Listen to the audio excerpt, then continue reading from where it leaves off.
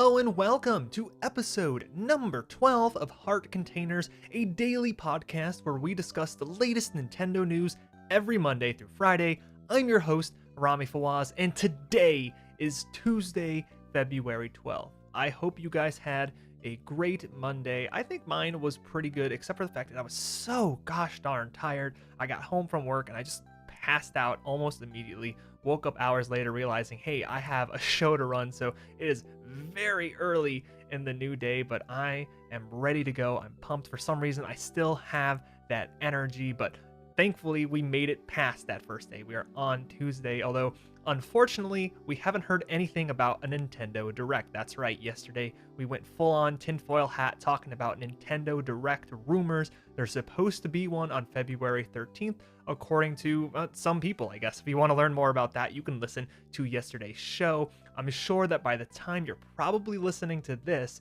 you'll pretty much know whether or not that's the case, because they like to announce their directs a day or two before they actually happen, and since today is Tuesday, February 12th, the direct is supposed to be tomorrow. You should probably know by now, if you're listening to this throughout the day, whether or not Nintendo has announced that direct. So we'll talk about that more, obviously, in tomorrow's show. But today we actually have a bunch of other things to talk about. Mother 3 has come up in the news stories for some reason. The infamous game, the saga continues well into 2019, I suppose. So we're going to be talking about Mother 3.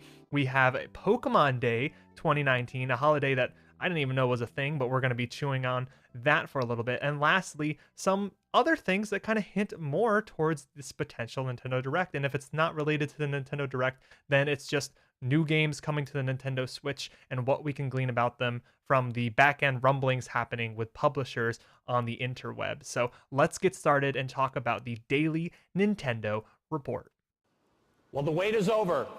This is Nintendo DS. My body is ready. We would like to play. A way to make 3D games a reality. And it's called the Wii U Game Pen.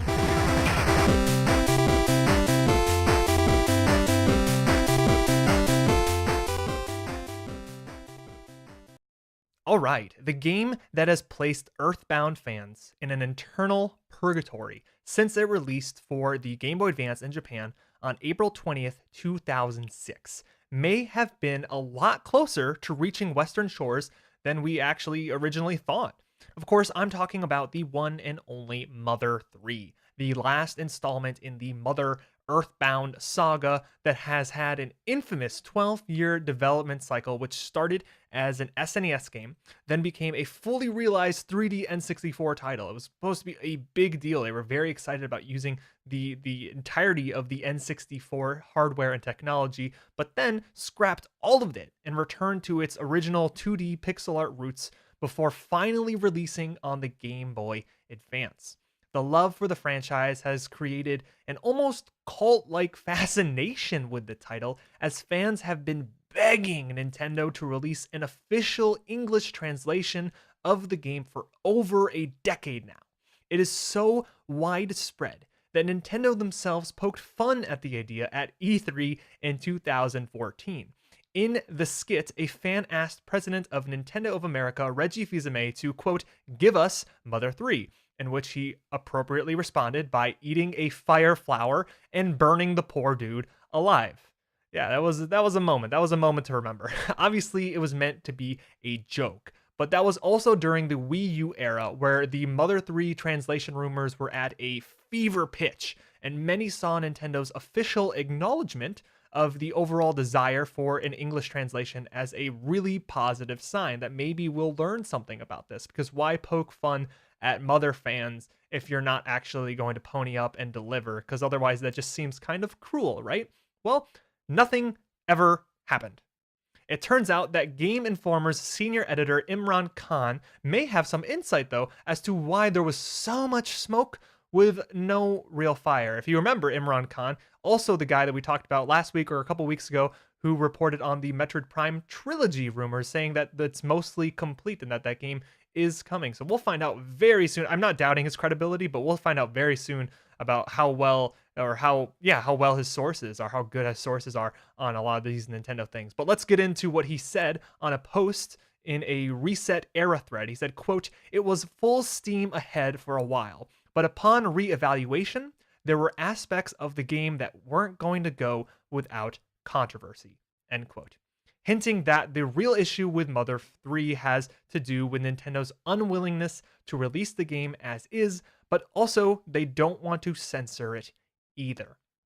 So what I take from this is that Nintendo is kind of in a bind with this one, or at least if what Imran is saying about Mother 3 is that the reason why it never came out, even though it seemed like it would come out during that Wii U time period, is because Nintendo was trying to stick to their guns and they didn't feel comfortable with some of the story, I would guess, about Mother 3. Now, I know nothing about Mother 3. I've never played Mother 3. I played Earthbound, but not Mother 3. I mean, it's very hard to play that game. There are fan translations which have tried their best and gotten pretty close to the original intention behind the words in the Japanese version of the game, but I never got into that. I don't know a lot about the game, so I'm not exactly sure what about that title could be considered controversial. I would assume some of the story beats are maybe things that Nintendo are not necessarily comfortable with. But the thing is, they probably don't want to release it because they're not comfortable with it, but at the same time, they don't want to censor it either because of this long story about Mother 3. Like, can you imagine that after all of this time, over a decade of waiting, Nintendo finally brings over Mother 3 to kind of, quench the thirst of Earthbound fans. And the game is not accurately translated. The game has been censored. I feel like that would create a ton of negative PR. That would probably be worse than never bringing the game over because fans want the true experience. That's the whole point of asking for an English translation because, of course, if you really wanted to, you could go play the Japanese version or any of these fan translations that are out there. But no, they want the official, real deal version of Mother 3. And if it has been censored, I don't think that would personally go over very well because of this entire story. I can see why Nintendo may have felt like they were in a lose-lose situation because they don't want to break their ethics, whether or not you agree with that. I mean, you may argue that you should just translate it and deal with any controversy, if at all, that might happen because you're being true to the art that is that game or not. Like, it doesn't matter if you agree with it. Nintendo believes that they're in a bind with this. They don't want to censor it. They don't want to put it out. And that's why Mother 3 has never released. Now, I'm wondering what this means for the future of this game because it seems like effort has been put into a Mother 3 translation. They just didn't know what to do with it. I hope what happens is that if Nintendo Switch Online ever gets to the point where GBA games are available, that Mother 3 can be that perfect stealth release where it just kind of comes out on the surface, the service as an option to play. Maybe you even pack it in with the original wave of GBA games. You say, here are 30 GBA games coming to Nintendo Switch Online, one of them being the Mother 3 English translation. And I think why that would be a good way of doing it is that A, you please all of the Mother fans who want this game, the Earthbound fans who've been waiting so long, and you don't waste the resources that you spent in putting Mother 3 or doing any work to translating it, which they may have spent in the Wii U era, according to what we're reading or listening to here. And since you're kind of just throwing it in this like virtual console bundle type situation, I feel like any controversy that might happen would be very much watered down. It would be very difficult for someone to get angry about maybe a group, like 30 games or something being brought over all at once, and one of them just being an accurate translation of an old game. And like, I don't see that being as controversial as maybe releasing it on its own. So that's something that I would like to see if they ever come back to trying to release Mother 3 out in the West. I mean, they may never decide to do that because they just don't want to deal with the controversy. And let's be honest here, Earthbound has never been one of the more popular Nintendo intellectual properties. Yes, it has a dedicated fan base. It's just not very popular though. And I don't think Nintendo is worried about any financial costs that might hit them. Like, they're not losing money over Mother 3. Mother 3, I think, is purely a fan service thing at this point, just good PR for them to release. So if they just don't want to deal with this controversy, they may never release it. Again, my hope is that they do end up releasing it, but kind of in this stealth, not very publicly listing way. Like, don't give it its own time to shine. Just kind of shove it in there to be nice to your fans, but also to water down or make sure that any controversy that could happen would be at a complete minimum. We are getting dangerously close to a Nintendo holiday that I never actually knew even existed. Pokemon Day. February 27th for the past 2 years now has been referred to by Nintendo as Pokemon Day, a day to celebrate the anniversary of the original Japanese release of the very first Pokemon games. Last year, the Pokemon Company partnered with various companies to promote the event. You could have a conversation with Pikachu on your Amazon Alexa or Google Home. There were also various Pokemon-themed Snapchat lenses that you could use to celebrate the event, but the most substantial updates came within Pokemon Go, where the game made available a special Pikachu wearing a striped purple hat to celebrate the occasion. It was overall a fairly small event with not much happening, especially if you only really care about the mainline entries in the franchise. This year, however, Pokemon Day has seemingly been radically augmented in its overall scope. The event will actually last 5 full days, starting on Wednesday the 27th and ending on Sunday, March 3rd. There will be activities happening each day at the official Nintendo store in New York, but what is perhaps the most interesting about all of this news, the reason I wanted to talk about it, because, I mean, honestly, being able to talk to Pikachu on your Google Home is fun, not really newsworthy. So why is Pokemon Day 2019 newsworthy? Well, every single day, Nintendo Treehouse will be there to hold a Q&A session for some reason. It could just be a general, hey, just talk to the Nintendo Treehouse people and ask them any questions about Nintendo. It could be super general, but it also could be something related to Pokemon, in fact.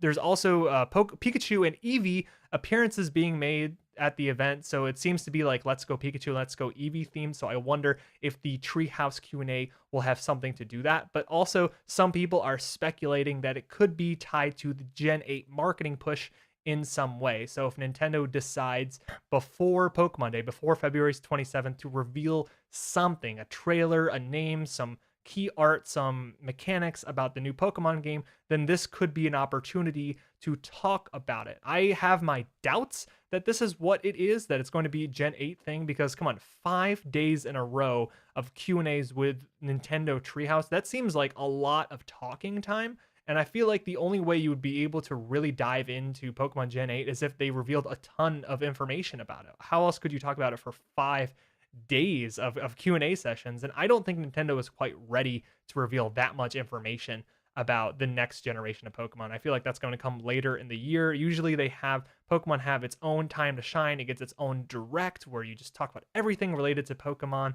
And I don't think that they would push it in anytime soon. What's more interesting to me is the Let's Go Pikachu, Let's Go Eevee skew that seems to be going on with this event. Again, I mentioned Pikachu and Eevee, people in costumes are going to come by and do whatever they do, take pictures with people probably and shake hands and hug. But, I never knew that I really wanted this. I want to hug a Pikachu. That's something that I want to do in my life. So maybe one day I'll attend Pokemon Day. But I think that if you take what you will from that, maybe there's going to be Pokemon Let's Go Eevee and Let's Go Pikachu news to discuss during the event. That's probably the extent that what you're going to get, if at all. Yesterday, we did talk about how Pokemon Let's Go Pikachu and Let's Go Eevee, they kind of want to expand on it. They don't think that they fully realize their goal of attracting the audience that they wish the game would attract. That's what they discussed in the Q&A session that we talked about again yesterday. So it makes sense to me that sometime in 2019 they might try to do something special with those games, whether that be as simple as bundle the game with the Switch to try to get more people to buy it, maybe bundle it with the new Switch Mini. That's something that was mentioned, but also it could be new DLC, new updates, anything at all could be happening with these games, and it's possible that we get an announcement before the 27th and they talk about what that announcement means for those games during this 5-day Pokemon Day event. So if you're in New York, I would say, yeah, why not? This would be a fun thing to check in on. The Treehouse guys are usually always fun. They know a lot about Nintendo. It'd be a good idea to go and talk to them pick their brains about what it's like to work at Nintendo. Otherwise, I wouldn't hold my breath too much. Don't be glued to the screens on February 27th, because more than likely this is probably not that big of a deal.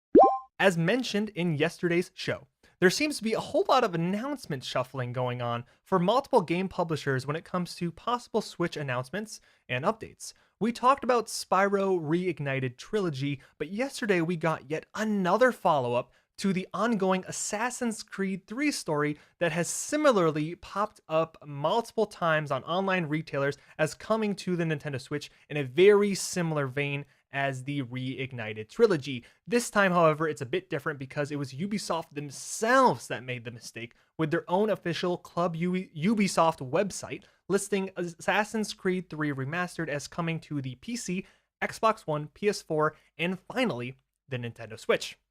The remaster was actually announced last week for the other platforms with no mention of a Switch release despite the multiple sightings of a Switch Assassin's Creed 3 collection over the past 6 months or so. Since yesterday's listing, Ubisoft has fixed their mistake and is no longer listing Switch as a platform for their game. So it's really funny how there are 2 games now that have been listed multiple times without an official confirmation. We talked about one of them yesterday being Spyro Reignited Trilogy, and now Assassin's Creed 3. 2 games that are probably one of the worst kept secrets of all time. I mean, come on, these games have to be real at this point, right? How can you continue to make the same mistake over and over again? I feel like that adds an air of credibility to these games coming to the Nintendo Switch. I mean, if that wasn't true, if it was that simple to make these types of mistakes, I would expect to see them happening all the time for games that have no chance of coming to the Nintendo Switch. I would expect, where are the fake listings for Kingdom Hearts 3 on Switch? Where are the listings for Resident Evil 2, Red Dead Redemption, all these other big third parties that are across, multiple publishers? Why don't we hear more about those mistakes, those accidents happening? Well, I think part of the reason is because usually, more often than not, when a listing does come up for a potential Switch game in this way, it ends up being true. I remember South Park, The Stick of Truth. It was either the first South Park game or the second one, but that game was a great example of it being listed and then taken down. And then all of a sudden it was followed up at some point saying, okay, no, that game is actually coming. So the story of these listings going up ends up being true more often than not, especially if there's multiple sightings about this. And come on the Ubisoft official website, Assassin's Creed 3 being talked about, maybe they're holding off, again, for some later moment, whether it be Ubisoft thinks that they think personally there would be a better time to discuss something like this, or there is a more inclusive event coming up that you want to wait for, hint, hint, Nintendo Direct. But there's even more to this story. If Spyro and Assassin's Creed weren't enough, Nintendo is also leaving a breadcrumb trail for their possible upcoming announcements. We covered a different story last week about Nintendo's official Germany YouTube channel adding 6 new private videos to their Animal Crossing playlist. Again, private, not accessible, but we speculated that the reason why you would do something like that is because you are about to announce something. You don't post videos like that are private unless you want to very quickly turn them to be public and have them be easily accessible right away. Otherwise, why wouldn't you just wait? If you don't wait, if you do something like this, you risk the chance of it being news, like it was, like we're talking about. Well, yesterday, Nintendo's official YouTube channel, not the German specific one, so the real deal here, added a brand new private video to their Fire Emblem playlist. So that's 1 new video in the Fire Emblem playlist on the official YouTube channel, private, and that is 6 new ones on the Animal Crossing playlist for the German YouTube channel. What does this all mean? Why are there so many things happening in the background with Nintendo and third parties? I mean, this could mean a whole bunch of things, but more likely than not, and we're going to find out real soon. You probably already know at this point. Everything is being saved for Nintendo Direct. That's where I'm putting a lot of my money on. I hope that it ends up being the case. I mean, like I talked about yesterday, it seems like the time is right for a Nintendo Direct. And also, why go through all of this shuffling? Again, I mentioned this earlier, when there's smoke, there's very likely to be fire, and I would assume that there is fire in this case, that we will be hearing more about all of these games. Whether or not they come in a Direct, I guess it really doesn't matter. I mean, I like the idea as much as every one of you guys of seeing a Direct sooner or later, but even if that's not true, even if we don't get a Direct soon, these games have to be real. I mean, I don't see a world where they can't be real, especially because, man, okay, let's assume it's not real. Let's assume Assassin's Creed 3 collection or remastered is never coming to Switch. Why would Ubisoft be so careless with this story? I mean, it's already broke news multiple times. You don't want to create negative PR for yourself, right? You don't want to turn people down and get people upset about this game never coming to the Switch. And it already accidentally, by mistake, if this isn't real, it by mistake got listed in multiple other places. So you know that in a lot of people's minds, they have this idea that this game could be coming out to the Switch. So you're already building them up for failure. You're building them up to be disappointed at some point in the future because you know this game is never coming. So to then not be very careful enough, to be kind of careless, and to once again post your own mistake that says that it's coming to the Switch would just stoke the flames even more in a way that it would just be so careless to see that happen, and to see that happen by multiple publishers with multiple different games.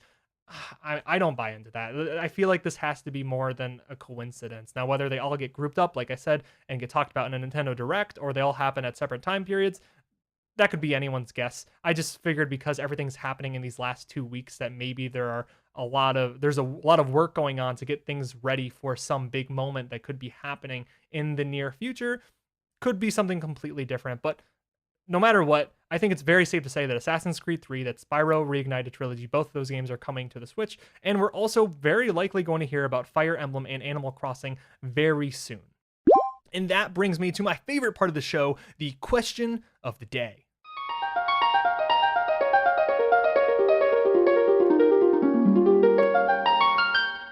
So, the question for Tuesday, February 12th is, what Nintendo franchise needs to have its own Battle Royale mode? This question is inspired by Apex Legends. Everyone has been talking about it. It's the hot new thing, and I thought it would be fun to kind of talk about what game I think would be the best or most interesting Battle Royale version of an established Nintendo franchise. So the first game that comes to mind for me is obviously Splatoon 2. It's the game that probably closely resembles a traditional Battle Royale. It's a shooter, it's third person, so I guess it's the closest to a game like Fortnite. You could do something with Battle Royale. The weird part about Splatoon is that it's so based on inking an area, and Battle Royales are usually massive. So I don't see how you get any benefit of being able to ink an area and traverse very quickly because of how big they are. You usually don't tread over sections that you've been on before. In fact, the whole point is that the entire map converges and gets smaller over time and brings people to the middle. So you're seeing new plots of land over time. So Splatoon 2 would be kind of weird to figure out how you would do something like that. But because the controls and the setup are already there, I feel like that's a natural progression, but it's also a kind of boring choice. So I wanted to go out there and choose some other options. I think Mario Kart would be an interesting example. They already have a battle mode, so kind of blow that up, have a really big battle arena, and then split them up into teams and just kind of go at it. That would be very interesting. That's something I can actually see happening because it doesn't seem like it would be that complicated. I don't think Nintendo would go all out and support it with all the features that you would typically expect from a Battle Royale. But if they wanted to kind of like do like a half job, like it's only partially baked, but they wanted to say that there was a Battle Royale mode,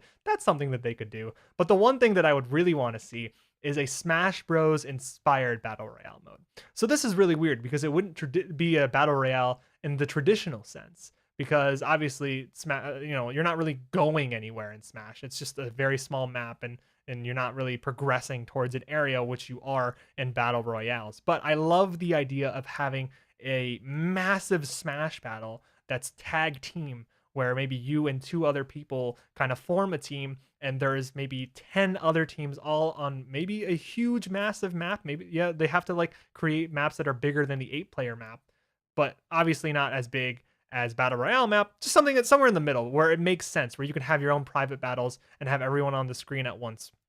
Although you only really get to view your own viewport. The idea of just being a very large tag team match where you try to survive as your own team against a bunch of other teams. That sounds like so much fun. Again, there are probably a bunch of technical hurdles and design hurdles to jump through when trying to do that with a game like Smash Brothers, because obviously it was not designed to be that way. But that is a game that I definitely want to jump in with 2 other people and see if we can become the ultimate tag team against 10 other teams and win that. I want to see Battle Royale mindsets be adopted to Smash.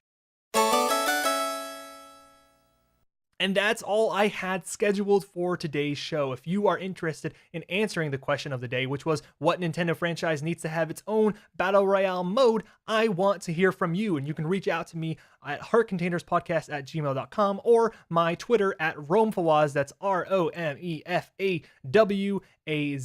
So let me know what you think about the question of the day. You can also submit your own question, leave any other feedback that you want, suggestions, opinions, anything. You want to talk to me, go to either of those sources and you can talk to me. This has been Heart Containers episode number 12 for Tuesday, February 12th. We will find out very, very, very soon if we're going to hear a lot more about Nintendo news on Wednesday. Thank you so much for listening, and I'll see y'all real soon.